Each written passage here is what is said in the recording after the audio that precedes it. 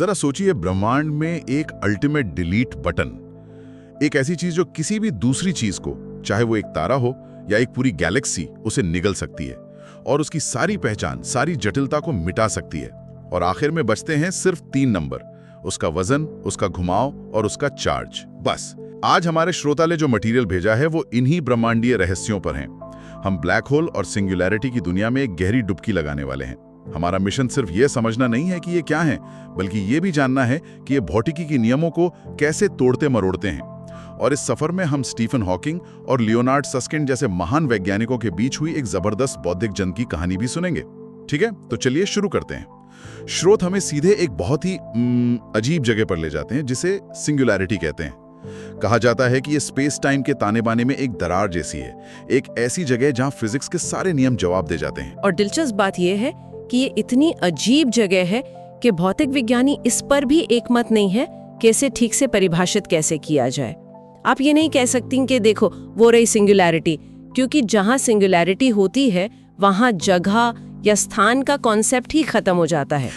एक मिनट, आप कह रही हैं कि वैज्ञानिक एक ऐसी चीज पर काम करें जिसकी परिभाषा पर ही वे सहमत नहीं है, तो फिर इसे समझें कैसे? अगर ये कोई जगह नहीं है तो आखिर है क्या? इसे समझने के कुछ तरीके हैं और हर तरीका अपने आप में दिमाग चकराने वाला है। सबसे ज्यादा जो स्वीकृत विचार है वो है पाथ इनकम्प्लीटनेस या अधूरा पथ। इसे यूं समझें कि आप एक सड़क पर गाड़ी चला रहे हैं और सड़क अचानक खत्म हो जाती है। कोई गड्ढा नहीं, कोई दीवार नहीं, बस सड़क है ही नहीं। बिल्कुल, बस सड़क आगे है ही नहीं। उस रास्ते पर चलने वाला कोई कण या कोई अंतरिक्ष यात्री बस अस्तित्व से बाहर हो जाएगा, गायब हो जाएगा। हाँ, गायब हो जाएगा। उसकी यात्रा बिना किसी मंजिल के खत्म हो जाएगी। रुकिए, ये बात हजम नहीं हो रही। गायब हो जाना मतलब कोई धमाका नहीं, कोई राख नहीं, कोई ऊर्जा नहीं, वो चीज बस यूनिवर्स के कोड से डिलीट हो गई।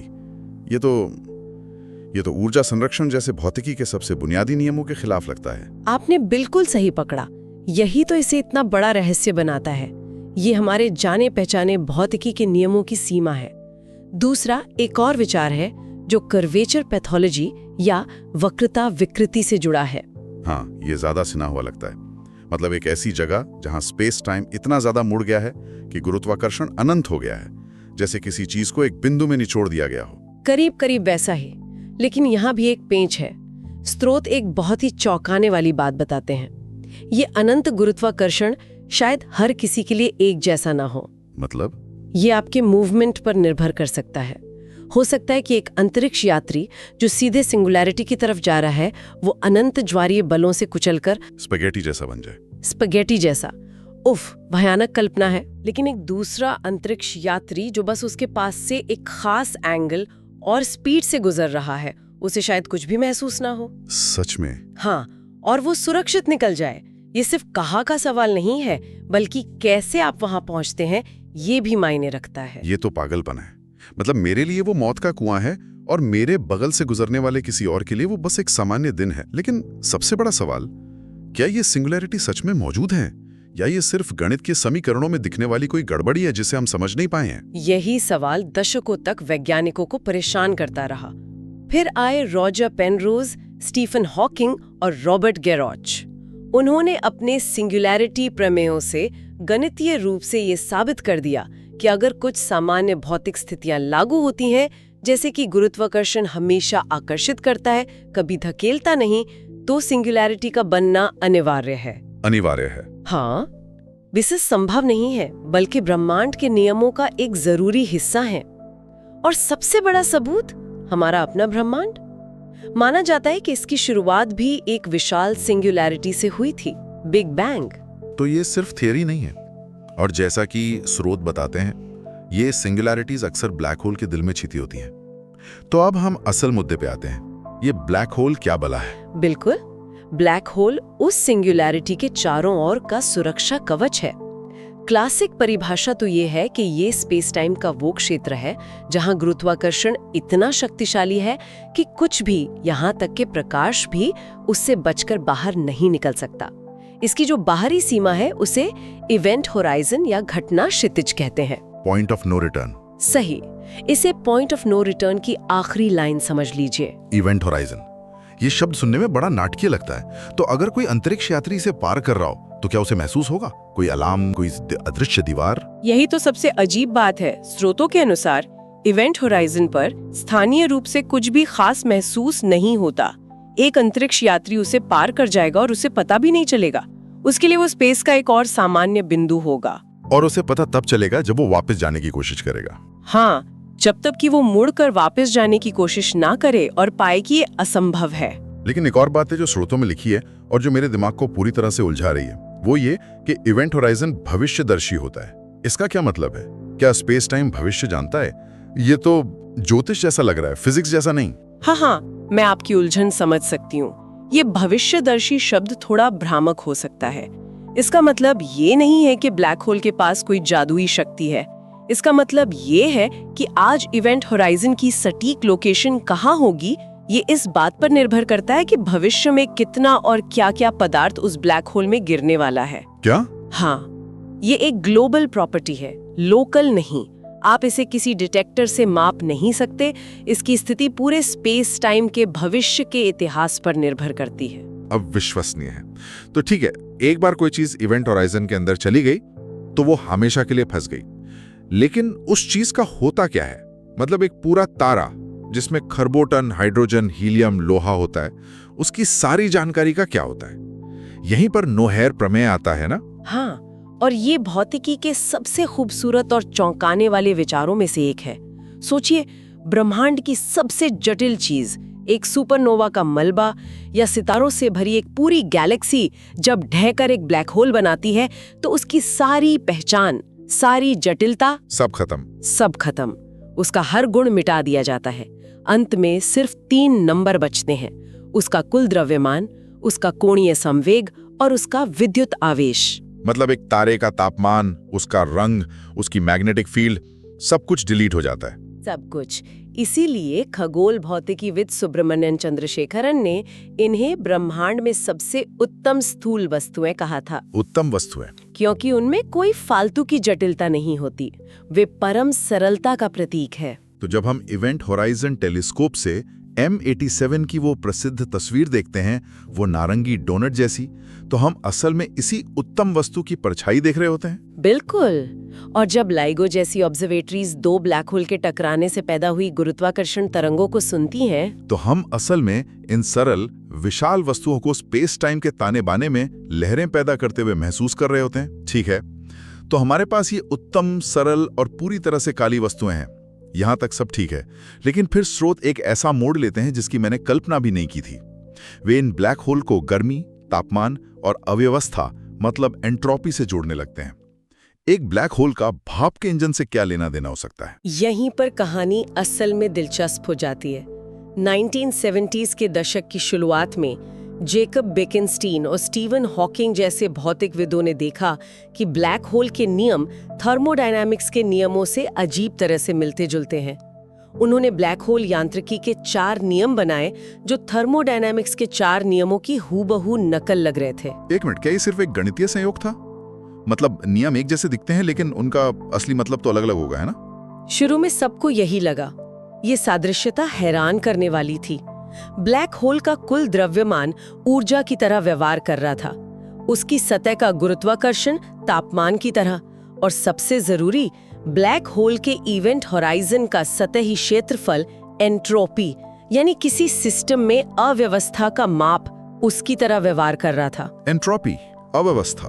हाँ, हॉकिंग का एरिया प्रमेय कहता था कि किसी भी प्रक्रिया में ब्लैक होल का कुल सतही क्षेत्रफल कभी कम नहीं हो सकता। ठीक वैसे ही जैसे थर्मोडायनेमिक्स का दूसरा नियम कहता है कि ब्रह्मांड की कुल एंट्रोपी कभी कम नहीं हो सकती। ठीक है, मैं समानता देख सकता हूँ, लेकिन मैं अभी भी अपनी मूल बात पर अड़ा हूँ। एक ब्लैक होल का असली भौतिक तापमान कैसे हो सकता है? तापमान वाली चीजें गर्मी छोड़ती हैं, विकिरण उत्सर्जित करती हैं। ब्लैक होल तो परिभाषा के अनुसार पूरी तरह से काला और ठंडा होना चाहिए। और आपका ये तर्क बिल्कुल सही था, जब तक स्टीफन हॉकिंग ने तस्वीर में क्वांटम मैकेनिक्स को शामिल नहीं किया। उन्होंने पूछा कि इवेंट होराइजन के ठीक पास, जहां स्पेस टाइम इतना ज्यादा मुड़ा हुआ है, वहां क्वांटम प्रभाव क्या गुल खिलाएंगे, और उन्होंने जो खोजा उसने सब कुछ बदल दिया। उन्होंने क्या खोजा? उन्होंने दिखाया कि क्वांटम प्रभावों के कारण ब्लैक होल पूरी तरह से काले नहीं होते हैं, वे बहुत धीरे धीरे वाष्पित होते हैं। इवेंट होराइजन के ठीक बाहर वे कणों का एक धीमा प्रवाह उत्सर्जित करते हैं। विकिरण उत्सर्जित करते हैं? हाँ, इस विकिरण को अब हॉकिंग विकिरण कहा जाता है और इसका एक आदर्श तापीय स्पेक्ट्रम होता है, ठीक एक गर्म कोयले से निकलने वाली गर्मी की तरह।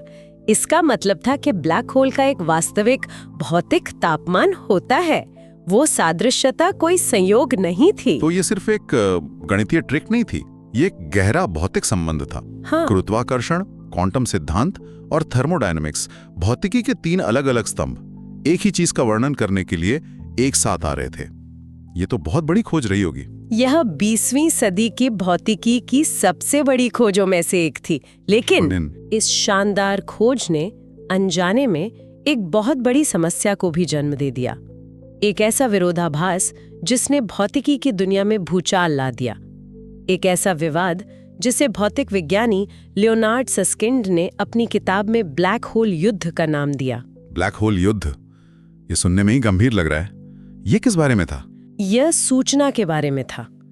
इसे सूचना हानि विरोधाभास कहते हैं। इसे समझने के लिए हमें कुछ बातों को एक साथ रखना होगा। पहला, क्वांटम मैकेनिक्स का एक सबसे पवित्र नियम है कि सूचना कभी भी नष्ट नहीं होती। आप उसे बदल सकते हैं, छिपा सकते हैं, लेकिन उसे ब्रह्मांड से पूरी तरह मिटा नहीं सकते। इसे यूनिटैरिटी कहते हैं। ठीक है। नियम नंबर 1, जानकारी अमर है, सेव की हुई फाइल डिलीट नहीं हो सकती। आगे। दूसरा, कल्पना कीजिए कि आप एक किताब, मान लीजिए कोई भी किताब, उसके हर शब्द, हर पन्ने की जानकारी के साथ एक ब्लैक होल में फेंक देते हैं। वो सारी जानकारी अब ब्लैक होल के अंदर है, बाहरी दुनिया से हमेशा के लिए कट चुकी है। ठीक है। और तीसरा बिंदु हॉकिंग की खोज से आता है ना? बिल्कुल। हॉकिंग विकिरण के कारण वो ब्लैक होल अरबों खरबों साल बाद धीरे धीरे वाष्पित होकर गायब हो जाएगा। और सबसे जरूरी बात यह है कि हॉकिंग विकिरण लगभग पूरी तरह से यादृच्छिक, मतलब रैंडम और तापीय होता है। उसमें सिर्फ गर्मी होती है, कोई खास जानकारी नहीं। उसमें ये नहीं लिखा होता कि किताब का हीरो कौन था। और अब मैं विरोधाभास देख सकता हूँ। जब ब्लैक होल पूरी तरह से वाष्पित हो जाता है तो किताब की जानकारी कहाँ गई? अगर वो हमेशा के लिए नष्ट हो गई है तो क्वांटम मैकेनिक्स का सबसे पवित्र नियम टूट गया है, और अगर वो नष्ट नहीं हुई तो वो बाहर कैसे निकली? यही वो विरोधाभास है जिसने भौतिकी समुदाय को दो फाड़ कर दिया। यहीं से ब्लैक होल युद्ध शुरू हुआ। तो इस युद्ध में कौन कौन लड़ रहा था? स्रोत इसे एक बहुत ही मानवीय कहानी के रूप में पेश करते हैं। एक तरफ थे खुद स्टीफन हॉकिंग। उन्होंने एक बहुत ही साहसिक और विवादास्पद मौकफ लिया। उन्होंने कहा कि हाँ, सोचना वास्तव में नष्ट हो जाती है। उन्होंने खुद ये कहा। पुरस्कार विजेता जेरार्ड टी हूफ जैसे लोग, उनका मिशन, जैसा कि सस्किन ने कहा, क्वांटम मैकेनिक्स के लिए दुनिया को सुरक्षित बनाना था। वे मानते थे कि सूचना का संरक्षण इतना ज्यादा मौलिक सिद्धांत है कि उसे छोड़ा नहीं जा सकता। मतलब अगर सूचना नष्ट हो सकती है तो विज्ञान की बुनियाद ही हिल जाएगी। सही कहा। इसका मतलब होगा कि अतीत भविष्य का निर्धारण नहीं करता और ब्रह्मांड की नींव में ही अप्रत्याशितता है। वे इस विचार को बर्दाश्त नहीं कर सकते थे। तो ये दो स्तंभों के बीच एक वैचारिक टकराव था। आइंस्टाइन बनाम क्वांटम यांत्रिकी। दशकों तक चली इस बहस का नतीजा क्या निकला? कौन जीता? अंत में हॉकिंग ने अपनी हार मानी और स्वीकार किया कि सूचना शायद नष्ट नहीं होती। लेकिन ये युद्ध सिर्फ जीत हार के बारे में नहीं था। इस विरोधाभास को सुलझाने की कोशिश में भौतिकी के कुछ सबसे क्रांतिकारी विचार पैदा हुए, और उनमें से सबसे प्रमुख है होलोग्राफिक सिद्धांत। होलोग्राफिक सिद्धांत, ये क्या है? ये एक हैरान कर देने वाला विचार है। ये कहता है कि किसी भी त्रिआयामी यानी 3D जगह के अंदर की सारी जानकारी, जैसे कि एक कमरे के अंदर की हर चीज, हाँ, उसकी द्विआयामी यानी 2D सतह पर, मतलब उसकी दीवारों पर एनकोड की जा सकती है। ठीक वैसी जैसे एक क्रेडिट कार्ड पर लगा एक 2D होलोग्राम एक 3D इमेज बनाता है। बिल्कुल। ये सिद्धांत बताता है कि ब्लैक होल की एंट्रोपी उसके आयतन पर नहीं, बल्कि उसके सतह क्षेत्रफल पर क्यों निर्भर करती है। ये कोई संयोग नहीं है, बल्कि वास्तविकता की प्रकृति के बारे में एक गहरा सुराग है। तो अगर मैं पूरी चर्चा को संक्षेप में देखूं, हमने सिंगुलैरिटी से शुरुआत की, वो जगह जहां स्पेस टाइम ही खत्म हो जाता है। फिर हम उत्तम ब्लैक होल से मिले, जो सिर्फ 3 नंबरों से परिभाषित होते हैं। हमने थर्मोडायनेमिक्स और गर्मी के साथ उनका अप्रत्याशित रिश्ता देखा, और अंत में हम एक ऐसे विरोधाभास पर पहुंचे जो भौतिकी की नींव को ही हिला देता है। क्या जानकारी वास्तव में नष्ट हो सकती है? बिल्कुल सही। और यहाँ से सबसे बड़ा सबक ये है कि ब्लैक होल सिर्फ ब्रह्मांड के वैक्यूम क्लीनर नहीं है, वे सैद्धांतिक प्रयोगशालाएं हैं। ये वो जगहें हैं जहां हमारे 2 सबसे सफल सिद्धांत, सामान्य सापेक्षता और क्वांटम मैकेनिक्स, आमने सामने आते हैं और जवाब दे जाते हैं। वे हमें मजबूर करते हैं कि हम अंतरिक्ष, समय और सूचना की प्रकृति के बारे में और भी गहरे सवाल पूछें। और श्रोता के लिए एक अंतिम विचार के रूप में स्रोत एक और भी अजीब संभावना की ओर इशारा करते हैं। अगर होलोग्राफिक सिद्धांत जो इस ब्लैक होल युद्ध से पैदा हुआ सही है, तो इसके निहितार्थ हमारे अपने अस्तित्व के लिए बहुत गहरे हैं। इसका मतलब ये हो सकता है कि हमारी त्रिआयामी वास्तविकता जिसे हम अनुभव करते हैं, ये कमरा, ये ग्रह, ये तारे, शायद असली बुनियादी हकीकत नहीं है। हो सकता है ये सब सिर्फ एक भ्रम हो, एक दूर की द्विआयामी सतह से फेंका गया एक जटिल प्रक्षेपण। ये संभव है कि जिसे हम अपना ब्रह्मांड समझते हैं, वह वास्तव में एक होलोग्राम हो।